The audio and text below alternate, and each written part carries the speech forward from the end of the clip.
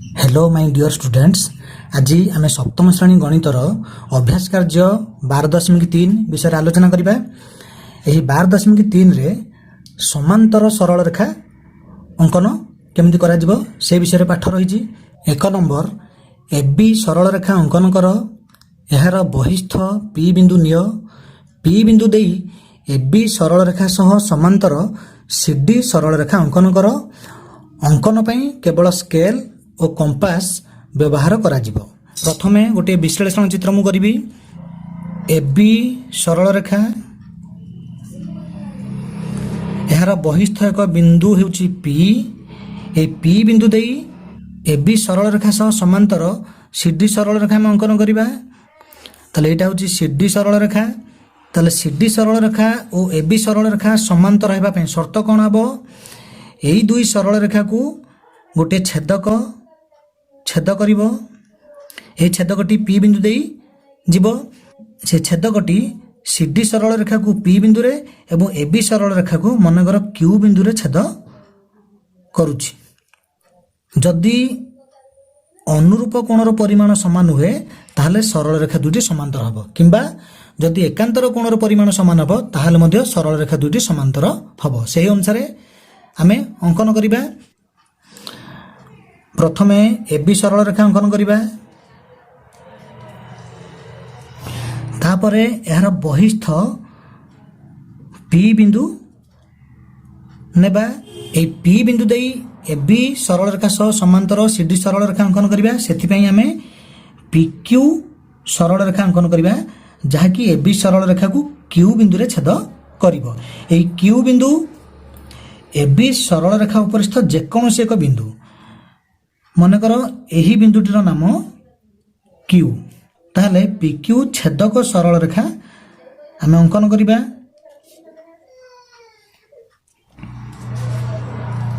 वर्तमान क्यू को केंद्र करी जेकोनोसी व्यासार्ध विशिष्ट एक चाप आमे अंकन करिबा। क्यू बिंदु रे कंपास मुन रहिबो, पेंसिल मुन पीक्यू छेदक सरल रेखा उपरे रहिबो। आमे गोटे चाप अंकन करिबा, जेमिति कि सेही चापटी पीक्यू सरल रेखा को ई बिंदु एवं एबी सरल रेखा को एफ बिंदु रे छेद करिवो। एठी आमे जेतिकी व्यासार्ध विशिष्ट चाप अंकन करिछे, ठीक सेमिति पी बिंदु को केंद्र करी सेतिकी व्यासार्ध विशिष्ट गोटे चाप अंकन करिबा। एठी जेमिति कंपास मुन तळे थिला, पेंसिल मुन ऊपर थिला, एठी ठीक सेमिति रहिबो। कंपास मुन तळे, पेंसिल मुन ऊपरे। आ ठीक सेतिकी व्यासार्ध विशिष्ट चाप आमे अंकन करिबा। एठी आमे जेमिति अंकन करथिले एठी मते ठीक सेमिति अंकन करिबा।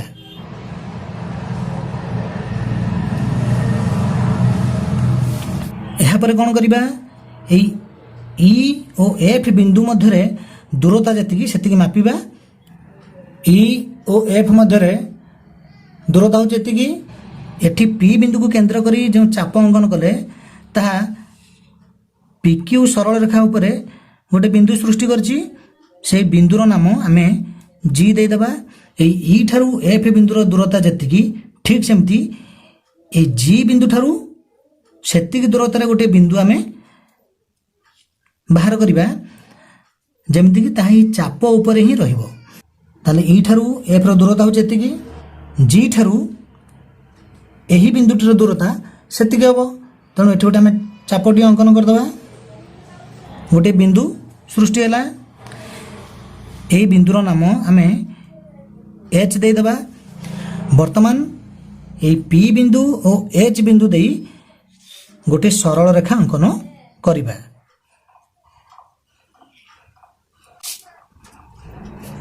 ताले एही पीएच सरल रेखा एबी सरल रेखा सहित समांतर। एही सरल रेखा उपरिस्थ आमे दुईटी बिंदु सी बिंदु और डी बिंदु स्थिर करिबा, जहा फल एटा सीडी सरल रेखा हो जिवो। ताले एठी सीडी सरल रेखा एबी सरल रेखा सहित समांतर हैला। 2 नंबर पीक्यू सरल रेखा अंकन कर। PQ ସରଳ ରେଖା ଠାରୁ 4 ସେଣ୍ଟିମିଟର ଦୂରତାରେ CD ସରଳ ରେଖା ଅଙ୍କନ କର ଯେପରି PQ ସରଳ ରେଖା ସମାନ୍ତର CD ସରଳ ରେଖା ହେବ। ସୂଚନା ଦେଇଛି PQ ସରଳ ରେଖାର ଯେକୌଣସି ଦୁଇଟି ବିନ୍ଦୁରେ PQ ସରଳ ରେଖା ପ୍ରତି ଲମ୍ବ ଅଙ୍କନ କରି PQ ସରଳ ରେଖା ଠାରୁ 4 ସେଣ୍ଟିମିଟର ଦୂରତାରେ ଦୁଇଟି ବିନ୍ଦୁ ନିଅ। ତାହେଲେ ସେହି ସୂଚନା ଅନୁସାରେ ଆମେ କରିବା। ସୂଚନା ଯଦି ନ ଦେଇଥାନ୍ତା ତଥାପି ମଧ୍ୟ ଆମେ ସେହି ଅନୁସାରେ ଅଙ୍କନ କରିଥାନ୍ତେ। 2 ନମ୍ବର, ପ୍ରଥମେ ଗୋଟେ ବିଶ୍ଳେଷଣ ଚିତ୍ର କରିବା।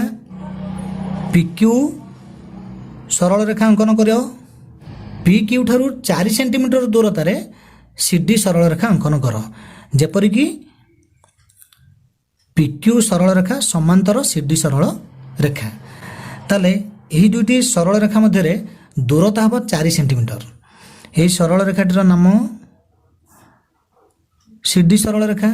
ଏହି ଦୁଇଟି ସରଳ ରେଖା ମଧ୍ୟରେ ଦୂରତା 4 ସେଣ୍ଟିମିଟର।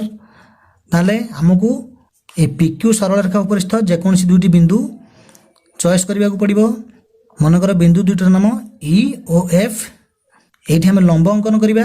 এই E ବିନ୍ଦୁ ଓ F ବିନ୍ଦୁରେ ଆମେ এই PQ ସରଳ ରେଖା ପ୍ରତି ଲମ୍ବ ଅଙ୍କନ କରିବା। ଅର୍ଥାତ୍ E ବିନ୍ଦୁ ଓ F ବିନ୍ଦୁଠାରେ ଆମେ 90 ଡିଗ୍ରୀ କୋଣ ଅଙ୍କନ କରିବା। E ଠାରୁ ଠିକ୍ 4 ସେଣ୍ଟିମିଟର ଦୂରତାରେ ଗୋଟିଏ ବିନ୍ଦୁ ଚିହ୍ନଟ କରିବା। F ଠାରୁ ମଧ୍ୟ ଠିକ୍ 4 ସେଣ୍ଟିମିଟର ଦୂରତାରେ ଗୋଟିଏ ବିନ୍ଦୁ ଚିହ୍ନଟ କରିବା। ଏହି ଦୁଇ ବିନ୍ଦୁର ନାମ G ଆଉ H ଆମେ ଦେଇଦେବା।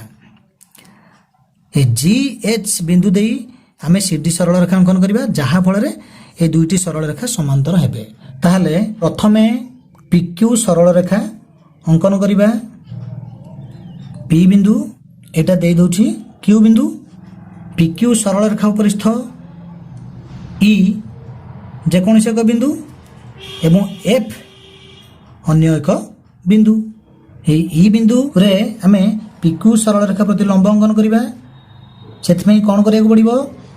E ବିନ୍ଦୁକୁ କେନ୍ଦ୍ର କରି ଯେକୌଣସି ବ୍ୟାସାର୍ଦ୍ଧ ବିଶିଷ୍ଟ ଗୋଟେ ଚାପ ଅଙ୍କନ କରିବା।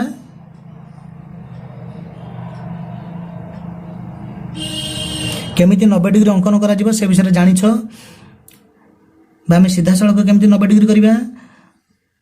ଏଟାକୁ ସମ୍ପୂର୍ଣ୍ଣ ରୂପେ ବଢ଼େଇ ଦେବା। ତାହା PQ ସରଳ ରେଖାକୁ ଦୁଇଟି ବିନ୍ଦୁରେ ଛେଦ କଲା। ଏଇଟା ଗୋଟେ ବିନ୍ଦୁ, ଏଇଟା ଗୋଟେ ବିନ୍ଦୁ। ବର୍ତ୍ତମାନ এই ଚାପର ଅଧାରୁ ଅଧିକ ମାପ ଆମେ ନେବା। ଏ ଅଧିକ ରହିଛି, କମ୍ ରହିଛି, ଅଧାରୁ ଅଧିକ ମାପ ନେବା। ନେଇକି ଏହି ବିନ୍ଦୁକୁ କେନ୍ଦ୍ର କରି ଗୋଟିଏ ଚାପ ଅଙ୍କନ କରିବା। ଠିକ୍ ସେତିକି ମାପର ବ୍ୟାସାର୍ଦ୍ଧ ବିଶିଷ୍ଟ ଆଉ ଗୋଟିଏ ଚାପ ଅଙ୍କନ କରିବା ଏହି ବିନ୍ଦୁରେ କମ୍ପାସ ମନ ରଖି। ବର୍ତ୍ତମାନ ଏହି E ବିନ୍ଦୁ ଏବଂ ଏହି ବିନ୍ଦୁକୁ ଆମେ ଯୋଗ କରି ଗୋଟେ ରଶ୍ମି ଅଙ୍କନ କରିବା। ଠିକ୍ ସେମିତି F ବିନ୍ଦୁରେ ମଧ୍ୟ ଆମେ ଲମ୍ବ ଅଙ୍କନ କରିବା। ସେଥିପାଇଁ F ବିନ୍ଦୁକୁ କେନ୍ଦ୍ର କରି ଯେକୌଣସି ବ୍ୟାସାର୍ଦ୍ଧ ବିଶିଷ୍ଟ ଗୋଟିଏ ଚାପ ଆମେ ଅଙ୍କନ କରିବା ଯେମିତିକି ତାହା PQ ସରଳ ରେଖାକୁ ଦୁଇଟି ବିନ୍ଦୁରେ ଛେଦ କରିବ କିମ୍ବା ଯେମିତି 90 ଡିଗ୍ରୀ ଅଙ୍କନ କର ସେହି ଅନୁସାରେ ତୁମେ କରିବ। ତାହେଲେ ଏଠି ଗୋଟେ ବିନ୍ଦୁ ପାଇଲେ, ଏଠି ଗୋଟେ ବିନ୍ଦୁ ପାଇଲେ। ଏହି ବିନ୍ଦୁରେ କମ୍ପାସ ମନ ରଖି ଏହି ଚାପଟିର ଅଧାରୁ ଅଧିକ ମାପର ବ୍ୟାସାର୍ଦ୍ଧ ବିଶିଷ୍ଟ ଗୋଟେ ଚାପ ଆମେ ଅଙ୍କନ କରିବା। ଠିକ୍ ସେତିକି ବ୍ୟାସାର୍ଦ୍ଧ ବିଶିଷ୍ଟ ଆଉ ଗୋଟିଏ ଚାପ ଆମେ ଅଙ୍କନ କରିବା ଏହି ବିନ୍ଦୁରେ କମ୍ପାସ ମନ ରଖିକି। ଏଠି ଗୋଟେ ବିନ୍ଦୁ ସୃଷ୍ଟି ହେଲା। ତାହେଲେ F ବିନ୍ଦୁ ଓ ଏହି ବିନ୍ଦୁଟିକୁ ଯୋଗ କରି ଯେତେବେଳେ ଗୋଟେ ରଶ୍ମି ଅଙ୍କନ କରିବା ତାହା এই PQ ପ୍ରତି ଲମ୍ବ ହେବ। ଅର୍ଥାତ୍ ଏଠି 90 ଡିଗ୍ରୀ କୋଣ ସୃଷ୍ଟି ହେବ।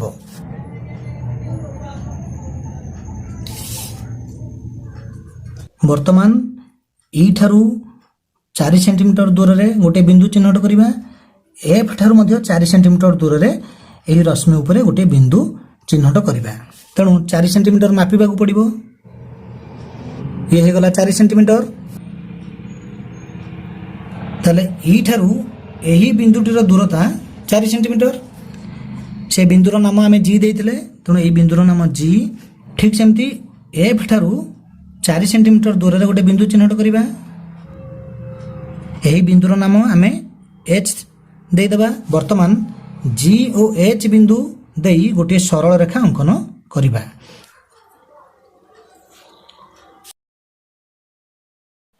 ଏହି ସରଳ ରେଖା ଉପରିସ୍ଥ ସି ଏକ ବିନ୍ଦୁ, ଡି ଅନ୍ୟ ଏକ ବିନ୍ଦୁ, ଯାହାଫଳରେ ଏଇଟା ସି ଡି ସରଳ ରେଖା ହେଇଗଲା।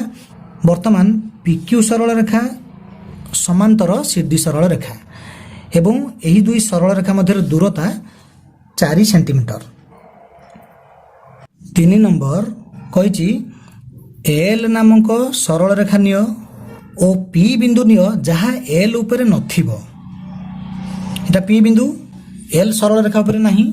ପି ବିନ୍ଦୁ ଦେଇ ଏଲ୍ ସହିତ ସମାନ୍ତର କରି ଏମ୍ ସରଳ ରେଖା ଅଙ୍କନ କର। ତାହେଲେ ପି ବିନ୍ଦୁ ଦେଇ ଆମେ ଗୋଟେ ସରଳ ରେଖା ଅଙ୍କନ କରିବା, ତାହା ହେଉଛି ଏମ୍ ସରଳ ରେଖା, ଯାହାକି ଏଲ୍ ସହିତ ସମାନ୍ତର। ତାପରେ କହିଛି ଏବେ ଏଲ୍ ଉପରେ କ୍ୟୁ ନାମକ ବିନ୍ଦୁ ନିଅ ଏବଂ ପି କ୍ୟୁ ସରଳ ରେଖା ଅଙ୍କନ କର। ତାହେଲେ ଏଲ୍ ଉପରେ କ୍ୟୁ ନାମକ ବିନ୍ଦୁ ନେଲେ ପି କ୍ୟୁ ସରଳ ରେଖା ଅଙ୍କନ କରିଦେଲେ। ତାପରେ କହିଛି ଏମ୍ ଉପରେ ଆର୍ ବିନ୍ଦୁ ନିଅ। ଏଟା ହେଉଛି ଏମ୍ ସରଳ ରେଖା, ତା ଉପରେ ଆମେ ଆର୍ ନାମକ ଏକ ବିନ୍ଦୁ ନେଲେ ଏହି ଆର୍ ବିନ୍ଦୁ ଦେଇ ପି କ୍ୟୁ ସହିତ ସମାନ୍ତର କରି ଗୋଟିଏ ସରଳ ରେଖା ଅଙ୍କନ କର। ଏଟା ହେଉଛି ପି କ୍ୟୁ ସରଳ ରେଖା, ତା ସହିତ ସମାନ୍ତର କରି ଗୋଟେ ସରଳ ରେଖା ଅଙ୍କନ କରିବା, ଯାହାକି ଆର୍ ବିନ୍ଦୁ ଦେଇ ଯିବ। ଏହି ସରଳ ରେଖା ଏଲ୍ ସରଳ ରେଖାକୁ ଏସ୍ ବିନ୍ଦୁରେ ଛେଦ କରୁ। ଏହି ଦୁଇ ଯୋଡ଼ା ସମାନ୍ତର ସରଳ ରେଖା ଦ୍ୱାରା କେଉଁ ପ୍ରକାରର ଆକୃତି ସୃଷ୍ଟି ହେଉଛି? ଏହି ଏଲ୍ ସରଳ ରେଖା ଏମ୍ ସରଳ ରେଖା ସହିତ ସମାନ୍ତର, ଇଏ ହେଲା ଏକ ଯୋଡ଼ା ସମାନ୍ତର ସରଳ ରେଖା। ଏହି ପି କ୍ୟୁ ସରଳ ରେଖା ସହିତ ଏହି ଆର୍ ଏସ୍ ସରଳ ରେଖା ସମାନ୍ତର, ଇଏ ହେଉଛି ଅନ୍ୟ ଏକ ଯୋଡ଼ା ସମାନ୍ତର ସରଳ ରେଖା। ତାହେଲେ ଏହି ଦୁଇ ଯୋଡ଼ା ସମାନ୍ତର ସରଳ ରେଖା ଦ୍ୱାରା କେଉଁ ପ୍ରକାରର ଆକୃତି ସୃଷ୍ଟି ହେଉଛି ଆମେ ଜାଣିବା। ଏଟା ହେଲା ଆମର ବିଶ୍ଳେଷଣ ଚିତ୍ର। ବର୍ତ୍ତମାନ ଆମେ ସେହି ଅନୁସାରେ ଅଙ୍କନ କରିବା। ପ୍ରଥମେ ଏଲ୍ ସରଳ ରେଖା ଅଙ୍କନ କରିବା, ତାପରେ ପି ବିନ୍ଦୁ ନେବା ଯେମିତିକି ତାହା ଏଲ୍ ଉପରେ ନଥିବ। ଏହି ବିଶ୍ଳେଷଣ ଚିତ୍ରକୁ ଦେଖିକି ଆମେ ଚିତ୍ରଟିଏ କରିବା।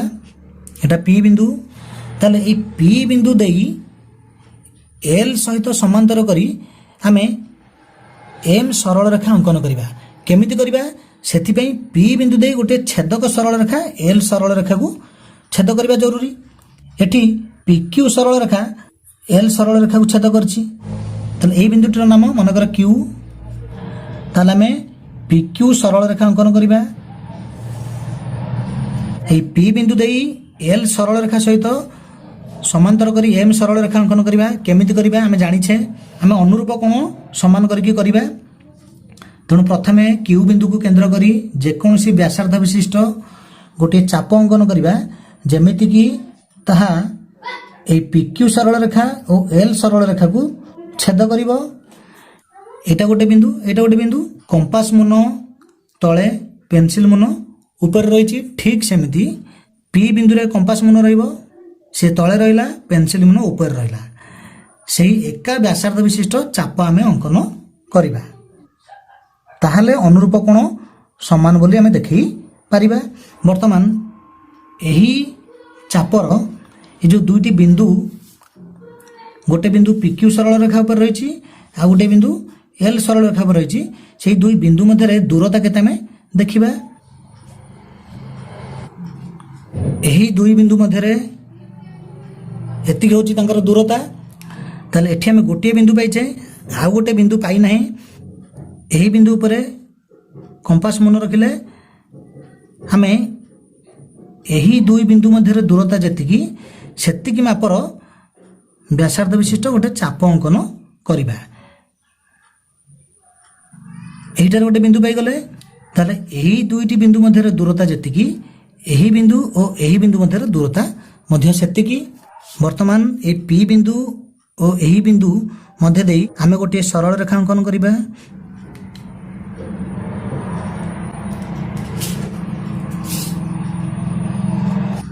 এই সরল রেখাটি হচ্ছে এম সরল রেখা। তাহলে এম সরল রেখা এল সরল রেখা সহিত সমান্তর হয়ে গলা। বর্তমান আমি কোণ করিবা, এম সরল রেখা পরে আর বলি গোটে বিন্দু নবা, ମନେକର ଏହି ବିନ୍ଦୁଟି ହେଉଛି ଆର୍ ବିନ୍ଦୁ, ତାହେଲେ ସେଇ ଆର୍ ବିନ୍ଦୁ ଦେଇ এই PQ ସରଳ ରେଖା ସହ ସମାନ୍ତର କରି ଗୋଟିଏ ସରଳ ରେଖା ଅଙ୍କନ କରିବା। ତାହେଲେ এই ଆର୍ ବିନ୍ଦୁ ଦେଇ PQ ସରଳ ରେଖା ସହିତ ସମାନ୍ତର କରି ଏହି ସରଳ ରେଖାଟି ଆମେ ଅଙ୍କନ କରିବା।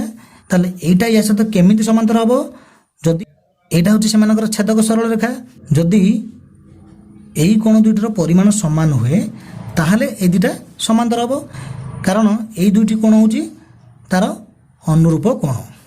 এই କୋଣର ପରିମାଣ ଯେତିକି ଠିକ୍ ସେତିକି ପରିମାଣ ବିଶିଷ୍ଟ ଗୋଟିଏ କୋଣ ଆମେ ଆର୍ ବିନ୍ଦୁରେ ଦେଖେଇବା। ଏଠି କମ୍ପାସ ମନେ ରଖିଲେ ଏହି ଯେଉଁ ଛେଦ ବିନ୍ଦୁ ଆମେ ପାଇଥିଲେ ସେଠି ଆମେ ପେନସିଲ ମନେ ରଖିବା। ତାହେଲେ ଏତିକି ବ୍ୟାସାର୍ଦ୍ଧ ବିଶିଷ୍ଟ ଗୋଟେ ଚାପ ଏଠି ଅଙ୍କନ କରାଯାଇଛି। ଠିକ୍ ସେମିତି ଆର୍ ବିନ୍ଦୁରେ କମ୍ପାସ ମନେ ରଖି ସେତିକି ବ୍ୟାସାର୍ଦ୍ଧ ବିଶିଷ୍ଟ ଗୋଟେ ଚାପ ଆମେ ଅଙ୍କନ କରିବା। ଯେହେତୁ ଆମେ ଅନୁରୂପ କୋଣ ସମାନ ଦେଖାଉଛେ ସେଥିପାଇଁ ଏହି କୋଣଟି ଯେଉଁ ପାର୍ଶ୍ୱରେ ରହିଛି ଏଠି ମଧ୍ୟ ସେହି ପାର୍ଶ୍ୱରେ ଆମେ କୋଣ ଅଙ୍କନ କରିବା। ସେଥିପାଇଁ ଚାପଟି এই ଉପର ପାର୍ଶ୍ୱରେ ନିଆଗଲା, ଏପଟେ ନିଆଗଲା ନାହିଁ। ବର୍ତ୍ତମାନ ଏହି ବିନ୍ଦୁ ଓ ଏହି ବିନ୍ଦୁ ମଧ୍ୟରେ ଦୂରତା କେତେ ଦେଖିବା। ତାହେଲେ ଏହି ବିନ୍ଦୁ ଓ ଏହି ବିନ୍ଦୁ ମଧ୍ୟରେ ଦୂରତା ହେଉଛି ଏତିକି। ଏତିକି ମାପ ବିଶିଷ୍ଟ ଆମେ ଆଉ ଗୋଟିଏ ଚାପ ଅଙ୍କନ କରିବା। ଏଇଠି ଗୋଟେ ବିନ୍ଦୁ ପାଇଲେ ଏଇଠି କମ୍ପାସ ମନେ ରଖିବା। ଏହି ଦୁଇଟି ବିନ୍ଦୁ ମଧ୍ୟରେ ଦୂରତା ଯେତିକି ଏହି ଦୁଇଟି ବିନ୍ଦୁ ମଧ୍ୟରେ ଦୂରତା ସେତିକି। ବର୍ତ୍ତମାନ ଆର୍ ବିନ୍ଦୁ ଓ ଏହି ବିନ୍ଦୁକୁ ଯୋଗ କରି ଗୋଟେ ସରଳ ରେଖା ଅଙ୍କନ କରିବା।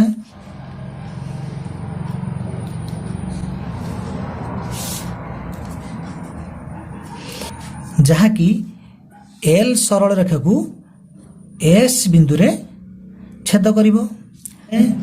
ଏହି ଦୁଇ ଯୋଡ଼ା ସମାନ୍ତର ସରଳ ରେଖା ଅର୍ଥାତ୍ ଏଲ୍ ସରଳ ରେଖା ଓ ଏମ୍ ସରଳ ରେଖା ଏକ ଯୋଡ଼ା ସମାନ୍ତର ସରଳ ରେଖା ଏବଂ RS ସରଳ ରେଖା ଓ PQ ସରଳ ରେଖା ଅନ୍ୟ ଏକ ସମାନ୍ତର ସରଳ ରେଖା ଯୋଡ଼ା। ବର୍ତ୍ତମାନ ଏହି ଦୁଇ ଯୋଡ଼ା ସମାନ୍ତର ସରଳ ରେଖା ଦ୍ୱାରା କେଉଁ ପ୍ରକାରର ଆକୃତି ସୃଷ୍ଟି ହୋଇଛି? এইটা ସମାନ୍ତର এইটা, ଇଏ ହେଲା ଏକ ଯୋଡ଼ା ସମାନ୍ତର ସରଳ ରେଖା, এইটা ସମାନ୍ତର এইଟା, ଇଏ ହେଲା ଅନ୍ୟ ଏକ ଯୋଡ଼ା ସମାନ୍ତର ସରଳ ରେଖା। ତାହେଲେ ଏଠି କେଉଁ ଆକୃତି ସୃଷ୍ଟି ହେଇଛି? ଏହି ଆକୃତିର ଉଭୟ ଯୋଡ଼ା ବିପରୀତ ବାହୁ ସମାନ୍ତର, ତେଣୁ ଏହି ଆକୃତିଟି ହେଉଛି ସାମାନ୍ତରିକ ଚିତ୍ର।